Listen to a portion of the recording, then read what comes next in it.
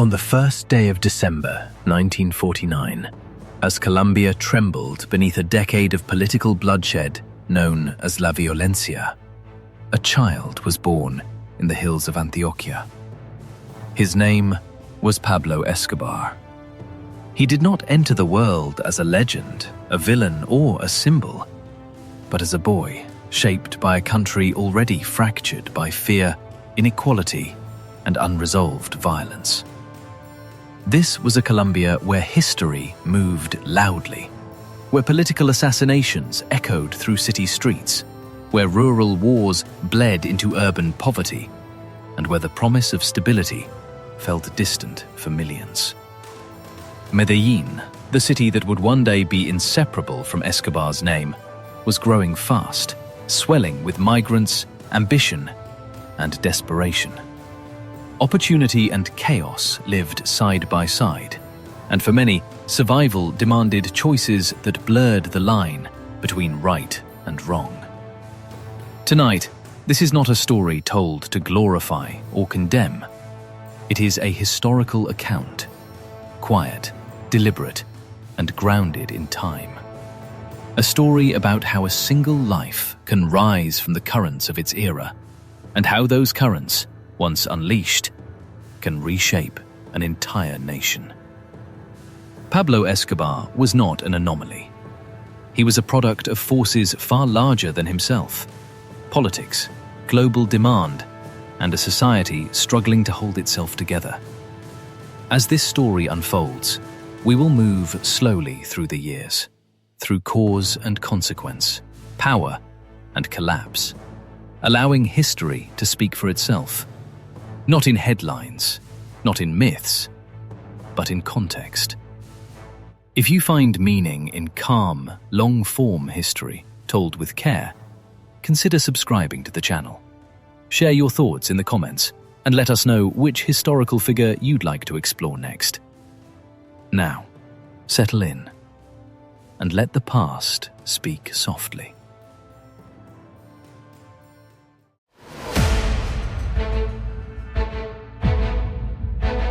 Chapter 1. Roots of a Kingpin. Childhood and Medellin's Rise, 1949 to 1965. Pablo Emilio Escobar Gaviria was born on December 1st, 1949, in the small town of Rio Negro, in Colombia's Antioquia region. At the time, Rio Negro was quiet and rural, shaped more by agriculture than ambition.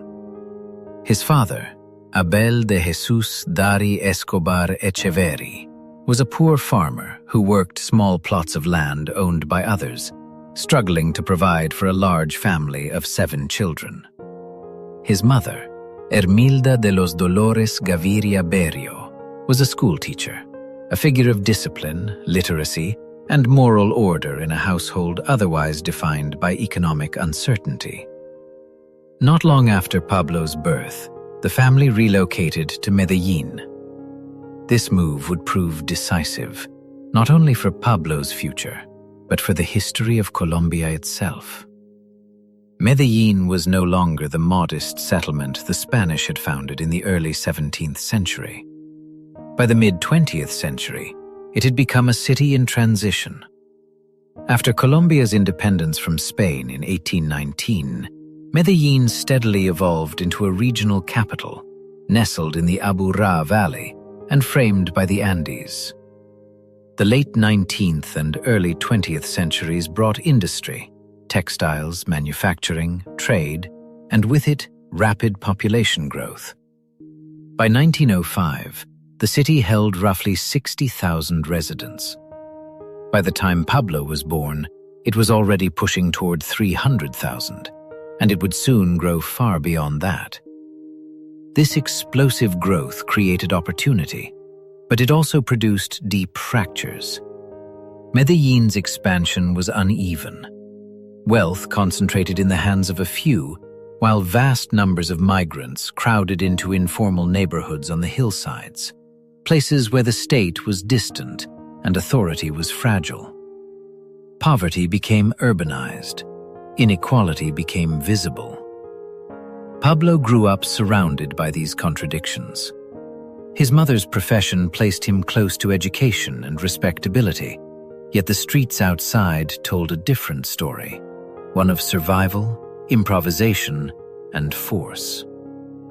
Colombia itself was still reeling from La Violencia, the brutal civil conflict ignited by the assassination of populist leader Jorge Eliezer Gaitan in 1948. Though the worst of the bloodshed occurred in rural areas, its aftershocks reached Medellin in the form of displacement, resentment, and normalized violence. By the early 1960s, Medellin had become a magnet for those fleeing instability elsewhere in the country. Shantytowns expanded. Jobs failed to keep pace with population growth. For young people, especially boys, the path forward was unclear. Pablo's adolescence unfolded within this environment. According to multiple accounts, he became involved in delinquency at an early age. By 14, he had joined a local gang and was expelled from school. Minor crimes followed: petty theft, street scams, and confrontations with rival youths. One incident in particular marked a turning point. During a fight with another teenager, Pablo returned, armed, firing a gun and wounding his opponent. It was his first recorded encounter with firearms and with the criminal justice system. He spent several nights in a Colombian jail, a brief detention that seemed to leave little lasting deterrent. Stories from these years are often contradictory, blurred by myth and exaggeration. Some claim he sold fake diplomas. Others suggest he stole gravestones, resurfaced them, and resold them as new. What matters less than the specifics is the pattern. A young man learning that audacity, intimidation, and risk could yield results faster than patience or conformity. By the mid-1960s, Medellin was on the cusp of becoming Colombia's second-largest city, approaching 1 million residents. Industry boomed, but so did informal economies. Lawlessness coexisted with progress. For Pablo Escobar, this city, its growth, its inequalities, its violence, was not merely a backdrop. It was a classroom. And in its streets, he was already absorbing lessons that would shape everything to come. Chapter 2: A Nation in Turmoil. Politics, Violence, and Cocaine. 1948 to 1969. To understand the world Pablo Escobar was growing into, it is necessary to step back 1 year before his birth, to April 9th, 1948. On that day, Jorge Eliezer Gaitan, a charismatic populist leader and a symbol of hope for Colombia's urban and rural poor, was assassinated on a Bogotá street. Within hours, the capital descended into chaos. Riots spread, buildings burned, hundreds were killed.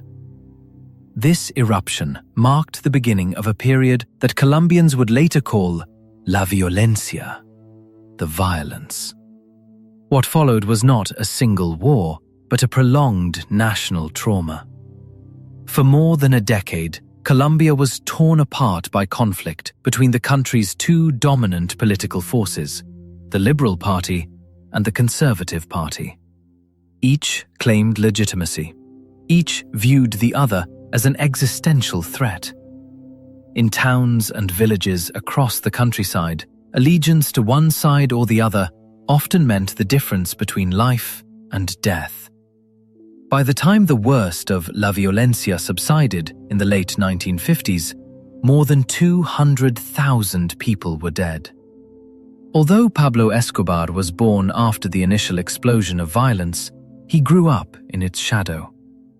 The bloodshed reshaped Colombia's social fabric. Entire rural communities were destroyed, forcing waves of displaced families to flee toward cities like Medellin. These migrants brought with them stories of massacres, betrayals, and abandoned land. Memories that quietly normalized violence as part of everyday life. In 1958, exhausted by years of civil war, the liberal and conservative elites reached an uneasy compromise known as the National Front. Power would rotate between the two parties, excluding all others from meaningful political participation. While this arrangement reduced open conflict between the parties, it also silenced alternative voices, peasants, labor movements, leftist groups, who found themselves locked out of the political system entirely. This exclusion proved consequential. As Colombia attempted to stabilize, another force shaped its trajectory from beyond its borders. Since the early 19th century, the United States had asserted influence over Latin America under the Monroe Doctrine, a policy that framed the Western Hemisphere as a U.S. sphere of interest. By the mid-20th century, this influence had intensified. Washington viewed Colombia not just as a regional ally, but as a strategic bulwark against communism during the Cold War. With quiet encouragement and material support from the United States, Colombian governments prioritized suppressing left-wing movements. This pressure culminated in the early 1960s, when military campaigns targeted rural self-defense communities accused of harboring communist sympathies. Rather than eliminating resistance, these operations hardened it. In 1964, several guerrilla movements formally emerged. Among them was the Revolutionary Armed Forces of Colombia, FARC. Operating primarily in remote, rural regions, FARC and similar groups filled the vacuum left by an absent state. They controlled territory, imposed taxes, and administered rough forms of justice. Colombia's countryside, dense with jungle and mountains, became increasingly lawless, fragmented between the government, guerrillas, and emerging paramilitary forces. While these conflicts unfolded in rural areas, global forces were quietly reshaping Colombia's economic future. During the 1960s, demand for illegal drugs began rising sharply in the United States and Europe. At first, marijuana dominated the trade. But cocaine, derived from coca leaves long cultivated in the Andes, was gaining attention. Once refined into powder form, it was compact, potent, and extraordinarily profitable. Colombia's geography made it ideal for this emerging industry. Remote jungles provided cover. Weak state presence allowed laboratories and airstrips to operate undetected. Initially, guerrilla groups like FARC did not directly produce cocaine, but they permitted cultivation and processing within territory they controlled, taxing producers to fund their insurgency. Over time, this relationship would deepen. By the late 1960s, cocaine had entered Colombia's historical equation, not yet as a dominant force, but as a growing undercurrent. It flowed through the same channels as political violence, rural poverty, state absence, and global demand. Crime, ideology, and economics began to intertwine. This was the nation Pablo Escobar inherited as a teenager. A country where political legitimacy was fragile, violence was routine, and illegal economies offered paths to power unavailable through lawful means. Cocaine did not create Colombia's instability, but it would soon exploit it, amplify it, and transform it. And as the 1960s drew to a close, the conditions were quietly aligning for individuals willing to navigate this chaos without restraint. For one young man in Medellin, those conditions would soon become opportunity. Chapter 3. Small Crimes, Big Ambitions. Late 1960s to 1975. By the late 1960s, Medellin had fully entered a new phase of its growth. The city was larger, louder, and more divided than ever before. Industry continued to expand, but so did informal economies that thrived in the spaces where regulation was weak and opportunities scarce. For young men like Pablo Escobar, now entering his late teens, the boundaries between legality and crime were increasingly thin. Escobar's early criminal activity was neither sophisticated nor particularly unique. He moved within a loose network of small-time offenders, engaging in petty theft, street scams, and low-level smuggling. These were crimes of proximity, acts that required boldness rather than planning.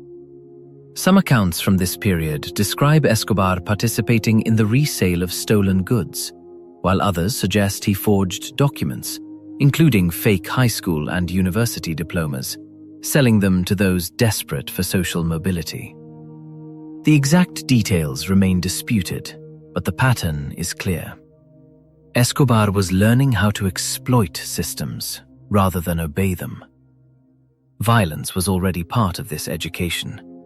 During his teenage years, Escobar became involved in multiple physical confrontations.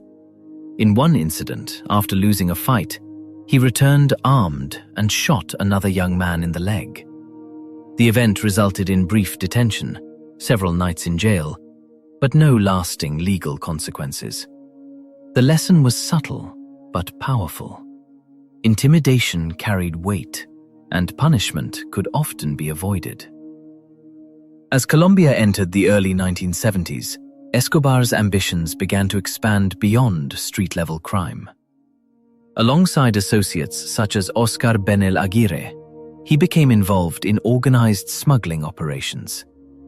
These activities included contraband cigarettes and electronics, but also more serious crimes, such as kidnapping for ransom. The sums involved were modest by later standards, but they represented a step towards structured criminal enterprise, planning, coordination, and division of labor. It was during this period that Escobar cultivated a reputation for boldness and reliability among his peers. He was willing to take risks others avoided.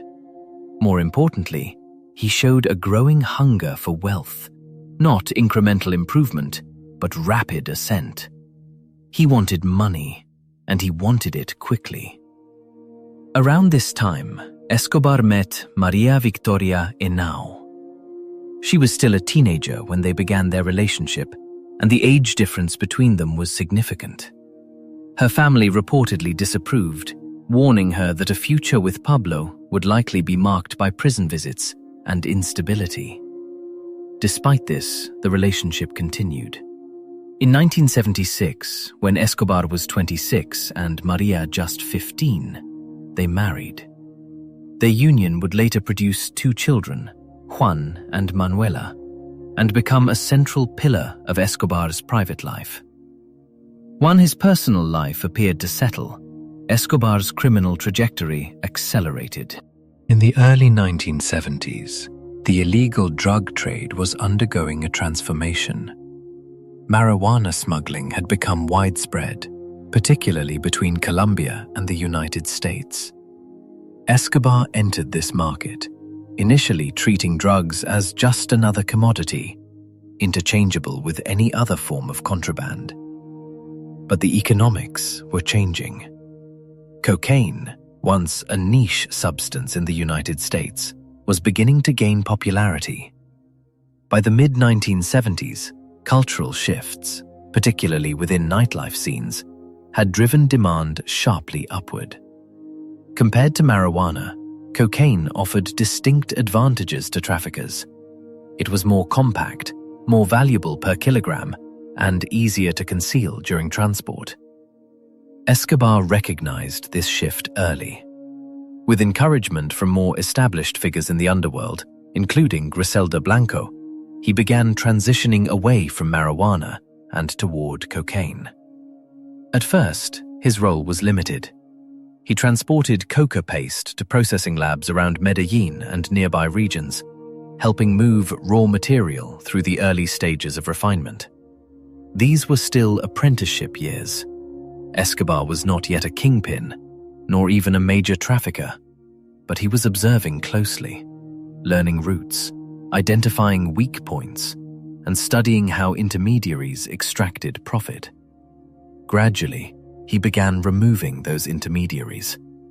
By 1975, Escobar had crossed an invisible threshold. He was no longer experimenting with crime, he was committing to it. The small crimes of his youth had given way to a singular ambition, one that aligned perfectly with Colombia's instability and the world's growing appetite for cocaine. And quietly, without public notice, the foundation for something far larger was already being laid. The next chapter would no longer be about survival. It would be about power. Chapter 4. The Birth of the Medellín Cartel, 1975 to 1979. By the mid-1970s, the cocaine trade in Colombia was no longer experimental. It was becoming organized, deliberate, and increasingly international. Pablo Escobar entered this new phase not as an innovator of the drug itself, but as a careful observer of systems, studying how cocaine moved, who controlled its routes, and where power truly resided. One of the earliest figures to influence this transformation was Griselda Blanco. Operating between Colombia and the United States, Blanco had already demonstrated how violence and logistics could be fused into a single enterprise. She helped pioneer trafficking routes through the Caribbean and into Florida, particularly Miami, which was rapidly becoming the epicenter of America's cocaine market. Blanco's operations showed Escobar and others that cocaine was no longer a local business. It was global. At the same time, a separate network was forming, one that would soon converge with Escobar's ambitions. Carlos Leder, a Colombian-German trafficker with a fascination for ideology and spectacle, had partnered with American smuggler George Jung. Jung brought experience from marijuana trafficking, while Leder contributed connections and vision. Together, they sought to bypass traditional smuggling chains and build something more direct. Their solution lay in the Bahamas. Norman's Key, a small, privately owned island in the Exuma archipelago, became the cornerstone of a new trafficking model. During the mid-1970s, Leder effectively took control of the island, transforming it into a logistics hub. Light aircraft carrying cocaine from Colombia would land on the island, refuel, and then continue north into Florida. The system was efficient, discreet, and extraordinarily profitable.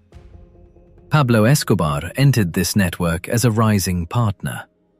He was not the most charismatic, nor the most ideological, but he was pragmatic. While Leder focused on visibility and control, Escobar focused on scale. He reinvested relentlessly, expanded laboratories near Medellin, and recruited pilots, mechanics, and enforcers. Each role was compartmentalized. Each person knew only what they needed to know. By 1976, Escobar had begun consolidating relationships with other traffickers in Medellin. Rather than competing openly, they coordinated. Profits were shared. Routes were protected. Violence was reserved for those who disrupted the system. This loose alliance, still informal, would later be known as the Medellín Cartel. What distinguished this group was not just its brutality, but its structure. Cocaine production was divided into stages: cultivation of coca leaves in remote regions, processing into coca paste, refinement into cocaine hydrochloride, and finally, international transport. Each step was optimized. Each risk was calculated. The Caribbean routes flourished, but they were not the only pathways. As U.S. law enforcement began to take notice of Florida's rising drug violence, traffickers adapted. New routes emerged through Central America, Mexico, and overland corridors. Flexibility became essential. Escobar excelled at this. He treated smuggling not as a gamble, but as logistics. By the late 1970s, profits had reached unprecedented levels. Millions of dollars were moving weekly. Cash piled up faster than it could be counted or laundered. For Escobar, money was no longer merely a reward. It was leverage. He began buying land, securing loyalty, and quietly influencing local officials through bribery. The state was present, but it was negotiable. Despite its growing power, the Medellin Cartel remained largely invisible to the public. There were no headlines yet, no myth. Cocaine still seemed distant to most Colombians, an export problem, someone else's vice. But beneath this calm surface, a transformation was underway. Between 1975 and 1979, Escobar evolved from a trafficker into an organizer, from an operator into a decision-maker. The Medellin Cartel did not emerge overnight. It was assembled, carefully, patiently, through partnerships, infrastructure, and an understanding of global demand. As the decade drew to a close, cocaine was no longer simply moving through Colombia. It was beginning to shape it. And at the center of this expanding network stood Pablo Escobar, no longer just chasing opportunity, but quietly positioning himself to control it. Chapter 5. Power, Wealth, and the Illusion of Control. 1980 to 1983. By the dawn of the 1980s, Pablo Escobar had crossed into a realm few criminals in history would ever reach. Cocaine was no longer a risky venture or a shadow economy. It had become a vast commercial operation feeding an insatiable international demand.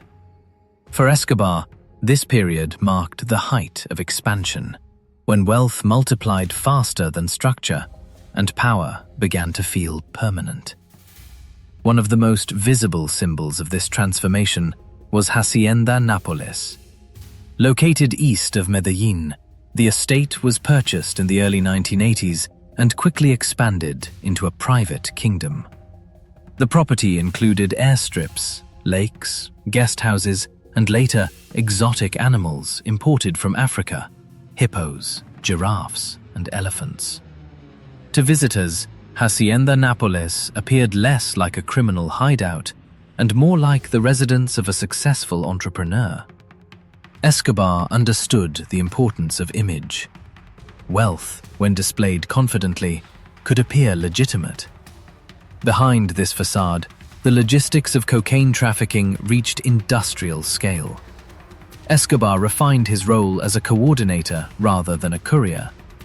He oversaw production, transportation, security, and finance, delegating responsibilities to trusted lieutenants. Each shipment was tracked. Each route was assessed for risk. Losses were absorbed as part of operating cost. In Escobar's mind, this was business. A crucial figure during this phase was Barry Seal, an American pilot with a background in aviation and covert operations. Seal's expertise allowed for high-volume air transport from Colombia into the United States, particularly through routes that bypassed traditional customs scrutiny. Planes departed from clandestine runways, often landing in rural areas of the American South. Cocaine flowed north, cash flowed south. These operations generated unprecedented revenue. By some estimates, Escobar's organization was earning tens of millions of dollars per week. The sheer volume of cash became a logistical problem. Warehouses were filled with currency. Bills rotted from moisture. Rats chewed through stacks of money. Escobar reportedly spent large sums simply to store and secure his profits. In a paradox of excess, money itself became difficult to manage. With wealth came confidence, and with confidence, the belief that everything could be controlled. Escobar began expanding his influence beyond the underworld. Bribery was systematized. Police officers, judges, customs officials, and politicians were placed on payrolls.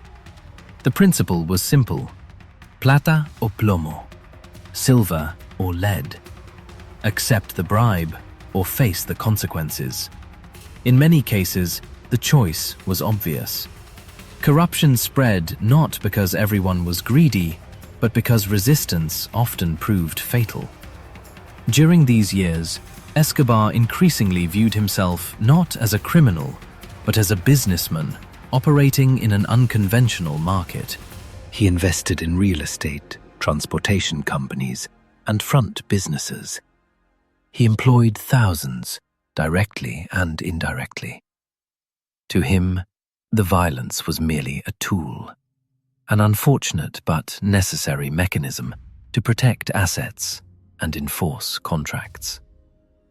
Yet beneath this sense of order, instability was growing.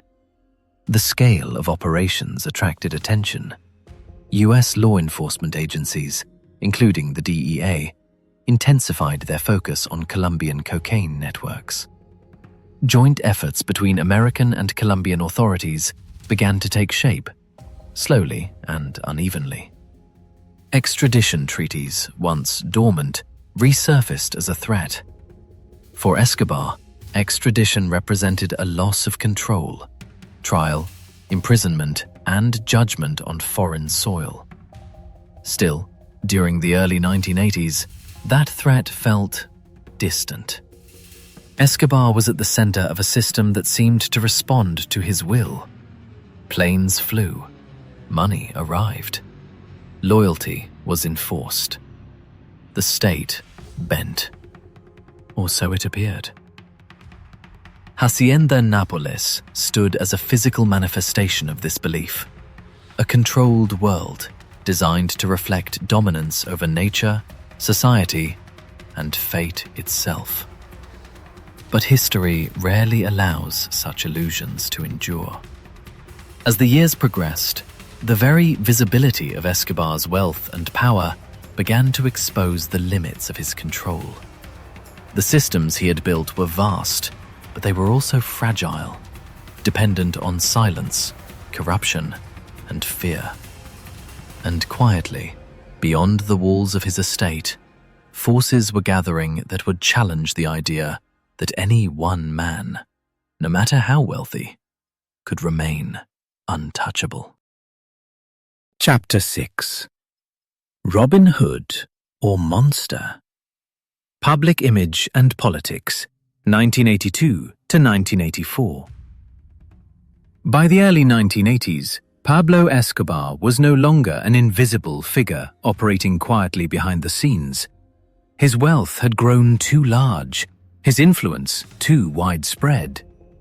Yet rather than retreat into secrecy, Escobar chose a different path, one that blurred the line between criminal power and public legitimacy. In Medellin's poorest neighborhoods, Escobar began funding charitable projects. He donated money to churches, sponsored local football teams, and paid for food distributions. Most famously, he financed housing developments for families living in extreme poverty, relocating them from garbage dumps into newly built homes. These communities came to be known informally as Barrios de Pablo Escobar. To many residents, he was not a criminal, but a benefactor, a man who delivered what the state never had. This carefully cultivated image earned him loyalty. In areas long ignored by government institutions, Escobar's generosity filled a vacuum. Gratitude translated into protection, silence, and public support. His presence at community events was greeted with applause, not fear. In the quiet logic of survival, many Colombians asked a simple question: if the state could not help them, why reject someone who did? Escobar soon sought to formalize this acceptance. In 1982, he entered politics, securing a position as an alternate member of Colombia's Congress through the Liberal Party. His ambitions were no longer confined to influence behind closed doors. He wanted recognition, legitimacy granted by the system itself. Publicly, he presented himself as a successful entrepreneur committed to social progress. Privately, the cocaine trade continued uninterrupted. At first, the arrangement held, but not everyone was willing to look away. Rodrigo Lara Bonilla, appointed Minister of Justice in 1983, became Escobar's most dangerous adversary. Young, principled, and outspoken, Lara Bonilla refused to accept the narrative Escobar had constructed. He publicly accused Escobar of drug trafficking and challenged his right to sit in Congress. For the first time, Escobar's carefully managed public image was confronted by official authority. The media soon followed. Journalists began investigating Escobar's background, tracing his wealth, and exposing inconsistencies in his claims of legitimate business success. Photographs surfaced. Testimonies accumulated. Newspapers that once ignored him now placed his name in headlines. The tone shifted, from admiration to suspicion, from curiosity to alarm. Escobar responded with a mixture of denial and pressure. Allies were mobilized. Bribes were offered. Threats were implied. But the tide had begun to turn. In 1984, under mounting scrutiny, Escobar was forced to resign from Congress. The symbolic victory he had sought, acceptance by the political elite, collapsed. For Escobar, this rejection was more than personal.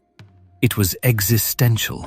He had attempted to transition from outlaw to statesman, from feared trafficker to respected public figure. The system had refused him. The conflict with Rodrigo Lara Bonilla intensified rapidly. Lara Bonilla pushed for stronger enforcement against drug traffickers and supported the reactivation of extradition treaties with the United States. To Escobar, extradition represented the ultimate loss of control. Submission to a foreign justice system where bribery and intimidation would hold little power. On April 30th, 1984, Rodrigo Lara Bonilla was assassinated in Bogotá. Gunmen on a motorcycle opened fire on his vehicle during evening traffic. He died shortly after. The message was unmistakable. With Lara Bonilla's death, any remaining ambiguity surrounding Escobar's public image vanished. The illusion of the Robin Hood figure fractured. The Colombian state could no longer ignore the threat he represented, and public opinion began to harden. What had once seemed like a complex figure, part benefactor, part criminal, now appeared increasingly defined by violence. For Escobar, the moment marked a point of no return. The path of political legitimacy had closed. In its place lay open confrontation with the state. The quiet balance between charity and terror could no longer be maintained. As Colombia entered the mid-1980s, the question was no longer whether Pablo Escobar was a criminal. It was how far he was willing to go to avoid losing everything he had built. Chapter 7. War Against the State, 1984 to 1989. The assassination of Justice Minister Rodrigo Lara Bonilla in April 1984 marked the end of any fragile balance between Pablo Escobar and the Colombian state. What followed was not a hidden conflict, nor a quiet campaign of intimidation. It was an open war, slow, relentless, and deeply destabilizing. Colombia entered one of the darkest chapters in its modern history. In the months after Lara Bonilla's death, the government hardened its stance. Extradition treaties with the United States, long dormant, were reactivated. For Escobar and other traffickers, extradition was a fate worse than prison at home. It meant isolation, loss of influence, and exposure to a justice system beyond negotiation. Escobar responded not with retreat, but with escalation. The strategy was simple and brutal. Terror as leverage. Beginning in the mid-1980s, Colombia experienced a wave of assassinations targeting judges, police officers, journalists, and politicians. Anyone connected to extradition became a potential target. Killings were carried out in public spaces, outside homes, on city streets, in daylight, ensuring maximum psychological impact. The message was not subtle. Oppose the cartel, and you risk your life. Bombings soon followed. Explosives detonated in government buildings, police stations, and commercial centers. These attacks were designed not only to kill, but to exhaust the population, forcing ordinary citizens to live with constant uncertainty. Medellin, once a symbol of industrial ambition, became a city defined by sirens and smoke. In November 1985, the violence reached a horrifying peak, with the siege of the Palace of Justice in Bogotá. Armed members of the M19 guerrilla group stormed the building, taking hostages and demanding a public trial of President Belisario Betancourt. While the precise relationship between Escobar and the attackers remains debated, investigations later suggested that drug money helped finance the operation, motivated in part by a desire to destroy extradition records housed inside. The government responded with overwhelming force. The building burned. More than 100 people were killed, including 11 Supreme Court justices. Colombia's judicial system was left scarred, its authority visibly weakened.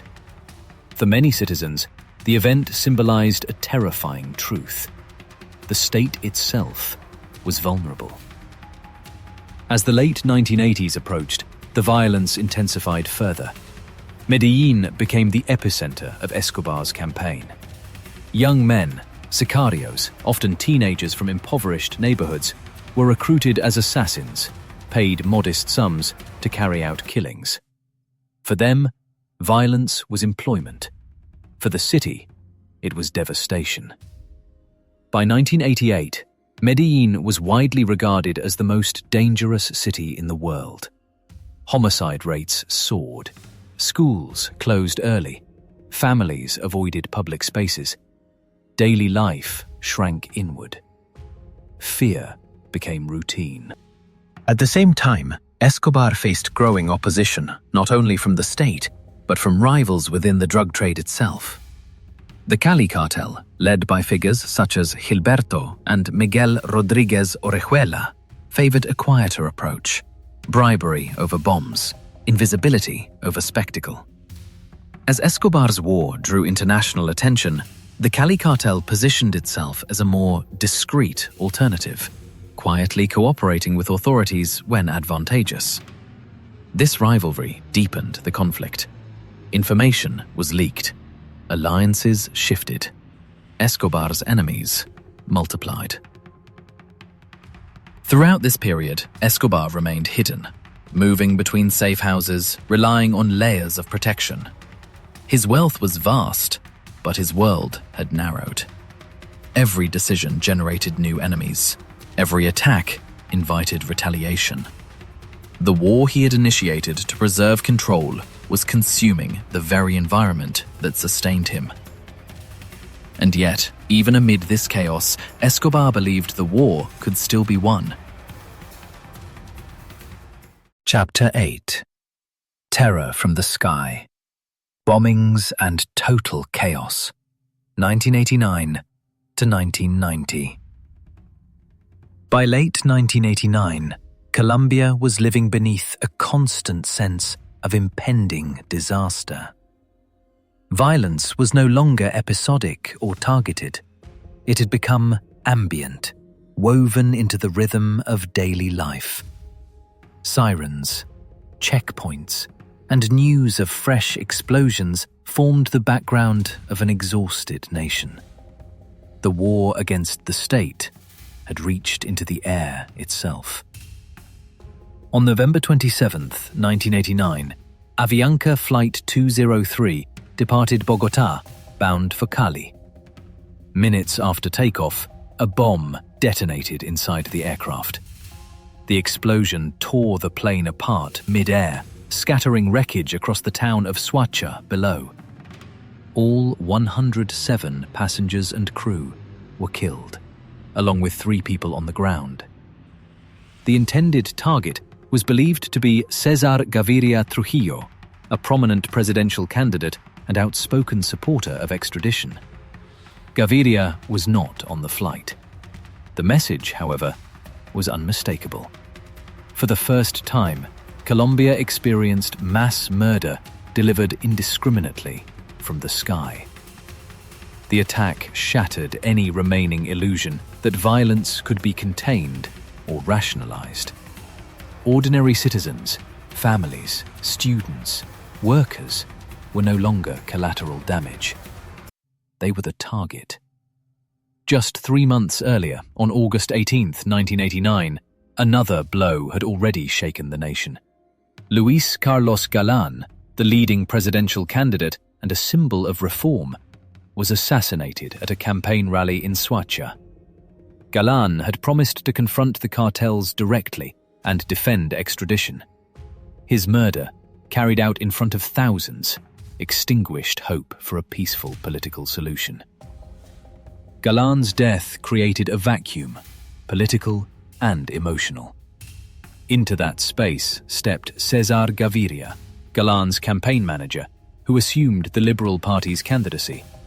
Unlike his predecessor, Gaviria was cautious, reserved, and intensely aware of the risks. He continued to support extradition, but now did so under the shadow of constant threat. As 1989 turned into 1990, bombings accelerated. Explosives detonated at shopping centers, government offices, and newspaper headquarters. One bomb destroyed the headquarters of the Administrative Department of Security, Colombia's intelligence agency, killing dozens and injuring hundreds. Each attack chipped away at public confidence, reinforcing the belief that no institution was truly secure. Medellin remained at the center of this storm. The city's homicide rate soared to unprecedented levels. Teenagers armed with pistols rode through neighborhoods as hired assassins, killing for sums that barely covered a month's rent. For many young men, violence had become not ideology, but occupation. Death lost its novelty. The psychological toll was immense. Parents kept children indoors. Businesses closed early. Public gatherings dwindled. Trust between neighbors, between citizens and the state, eroded steadily. Colombia was not only fighting cartels, it was struggling to maintain a sense of continuity, of normal life. International pressure intensified. The United States expanded cooperation with Colombian authorities, sharing intelligence and resources. Yet, even with this support, the state appeared overwhelmed. Each success was met with retaliation. Each arrest triggered another explosion. The cycle felt endless. And still, Pablo Escobar believed fear could force negotiation. From hiding, he issued statements through intermediaries, offering surrender under conditions: no extradition, lenient imprisonment, protection for his family. To some within the government, battered by years of bloodshed, these offers were tempting. Peace, even an imperfect one, seemed preferable to continued collapse. In May 1990, César Gaviria was elected president. Remarkably, he survived the campaign by traveling discreetly, often in armored vehicles and under heavy guard. His victory represented resilience, but not resolution. The nation he inherited was traumatized, polarized, and fragile. Colombia stood at the edge of something irreversible. The bombings had achieved their immediate goal. They had terrified the population and forced the government to consider compromises once unthinkable. but they had also unified public opinion in a new way. Increasingly, Colombians understood that submission would not bring safety, only delay. As the skies grew quieter toward the end of 1990, it was not because the danger had passed. It was because both sides were preparing for a different phase of the conflict, one that would trade open terror for negotiation, confinement, and a final, uneasy pause. And in that pause, history was about to take an unexpected turn. Chapter 9. La Catedral, a prison built for a king. 1991 to 1992. By 1991, Colombia was exhausted. More than a decade of bombings, assassinations, and fear had drained the nation's resolve. The election of President César Gaviria marked a cautious shift in strategy, from confrontation alone towards negotiation, containment, and reform. At the center of this shift stood one man who believed he could still dictate the terms of his fate. Pablo Escobar offered surrender, but only on his conditions. In June 1991, the Colombian government agreed to a controversial arrangement. Escobar would turn himself in, face domestic charges, and be imprisoned in Colombia. In exchange, extradition to the United States would be prohibited under the newly adopted Colombian constitution. For a population desperate for peace, the deal promised an end to the bombings. For the state, it appeared to be a pragmatic compromise.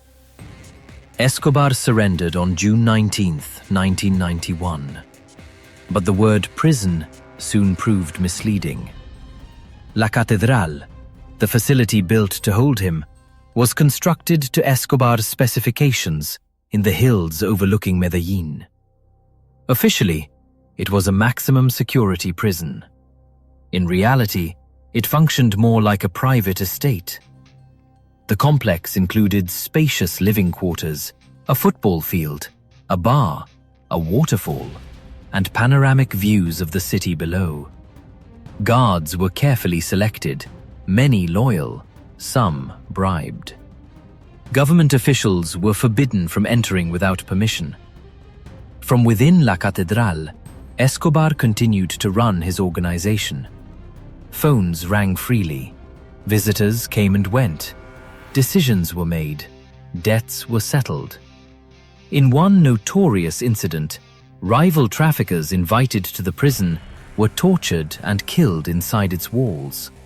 Even in confinement, Escobar remained the center of gravity. For a time, the illusion held. Bombings ceased. Homicide rates declined. The country exhaled. To many, the arrangement, however uncomfortable, seemed to work. But the truth was impossible to ignore. Reports of Escobar's continued criminal activity reached the government. International criticism mounted. The United States, excluded from the deal, applied increasing pressure. Gaviria's administration faced a dilemma: maintain a fragile peace, or reassert authority and risk renewed violence.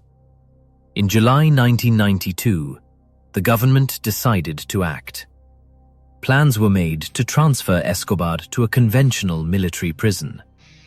The move was intended to re-establish control, but it underestimated one critical factor: Escobar's preparation. On the night of July 22, 1992, Pablo Escobar escaped. Using pre-planned routes, with the cooperation or complicity of guards, he slipped into the surrounding hills. By morning, La Catedral stood empty. The king had left his castle. The escape shattered what remained of public trust. The belief that the state could negotiate safely with Escobar collapsed overnight. What had been presented as a solution was now exposed as a failure. one that had strengthened, rather than contained, its most dangerous adversary. For Escobar, freedom was no victory. The world he re-entered had changed. The ceasefire was over. His enemies were emboldened. The state, humiliated, could no longer afford compromise. La Catedral had been built to end a war. Instead, it marked the final loss of illusion on all sides. As Escobar disappeared into hiding, the conflict entered its final phase. There would be no more negotiations, no more protected spaces, only pursuit. And for the first time, Pablo Escobar was truly alone. Chapter 10. The Hunt and the End of Pablo Escobar, 1992 to 1993. When Pablo Escobar escaped from La Catedral in July 1992, the final phase of his life began, not as a king, nor a negotiator, but as a fugitive. The illusion of control that had sustained him for years dissolved almost overnight. What followed was a quiet, methodical hunt, shaped by coordination, intelligence, and exhaustion on all sides.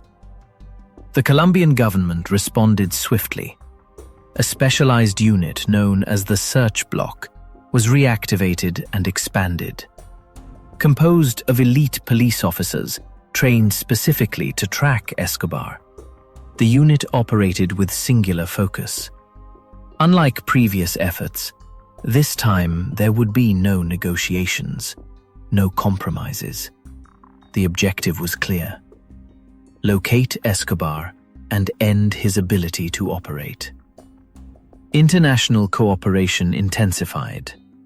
The U.S. Drug Enforcement Administration provided intelligence support, surveillance technology, and training. Members of U.S. Special Forces, including Navy SEAL advisors, assisted behind the scenes, sharing expertise in tracking and communications interception. Escobar's network, once vast and disciplined, was now fragmented and under constant pressure. But the most unpredictable force hunting him was neither Colombian nor American. Los Pepes, short for Perseguidos por Pablo Escobar, people persecuted by Pablo Escobar, emerged as a shadowy vigilante group. Comprised of former allies, rivals, paramilitaries, and individuals who had lost family members to Escobar's violence, Los Pepes waged a ruthless campaign against anyone connected to him. Safe houses were burned. Associates were killed. Financial networks were dismantled through terror. Whether Los Pepes acted independently or with tacit approval from state forces remains a subject of debate. What is clear is that their campaign accelerated Escobar's isolation. One by one, his protectors disappeared. Fear replaced loyalty. Silence became survival. Escobar was forced into constant movement. He hid in modest houses, often within Medellin itself, relying on a shrinking circle of trusted contacts. His communications were limited, yet his greatest weakness remained unchanged: his desire to stay connected to his family. Phone calls, brief, emotional, and increasingly desperate, became his undoing. By late 1993, the Search Block had refined its tactics. Using radio triangulation and signal interception, they narrowed Escobar's location to a neighborhood in Medellin's middle-class district of Los Olivos. Surveillance intensified. The city, which had once served as his fortress, now closed in around him. On December 2nd, 1993, one day after his 44th birthday, the hunt ended. That afternoon, Colombian security forces moved in on a modest two-story house. As officers approached, Escobar attempted to flee across the rooftops, carrying a pistol. Gunfire erupted. Moments later, Pablo Escobar lay dead on the roof, struck by multiple bullets. The image would circle the world. For some, his death was justice long delayed. For others, it was the quiet end of a man who had once been both protector and destroyer. Medellin reacted not with celebration, but with a complex silence, relief intertwined with grief, anger mixed with memory. Escobar's death did not end Colombia's drug trade. Cocaine routes shifted, other cartels adapted. Violence continued, though less theatrically. What ended was a particular chapter, a singular era defined by excess, terror, and one man's belief that he could outlast the state. In the months that followed, Medellin began a slow transformation. Institutions were rebuilt, communities reclaimed space. The city carried its scars, but it also carried forward. Pablo Escobar was buried in Medellin, the city that had shaped him and been reshaped by him. His story, often distorted by myth and spectacle, remains a cautionary one, not about power alone, but about the cost of trying to bend history to a single will.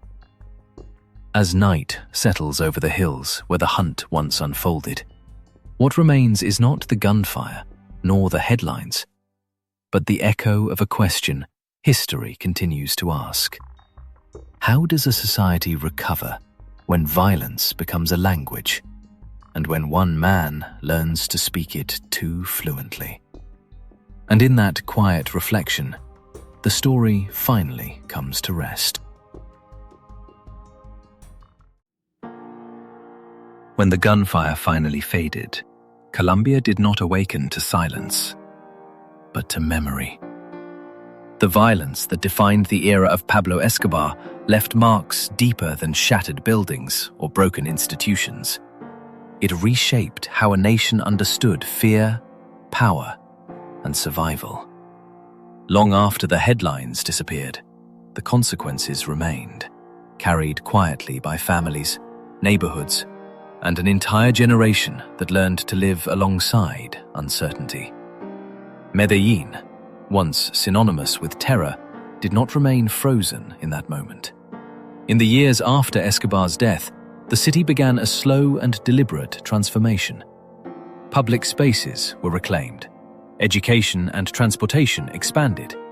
Communities once defined by absence found new forms of presence. The scars were never erased, but they were acknowledged, studied, and, in time, woven into a different future. Yet history resists simple conclusions. Escobar's story raises questions that remain unsettled. Was he merely a criminal shaped by his environment, or a man who exploited that environment without restraint? Did his violence expose the failures of the state, or deepen them beyond repair? And how should societies remember figures whose actions brought both destruction and loyalty? There are no easy answers, only reflection. As this story comes to rest, you may notice how history softens with distance, how even the loudest eras eventually pass into quiet understanding. That is the purpose of remembering, not to glorify or condemn, but to learn. If you find value in calm, long-form history meant for late hours and thoughtful listening, consider subscribing to the channel. Share your reflections in the comments, or let us know which story you'd like to explore next. For now, allow the past to settle, and let the night carry you gently into rest.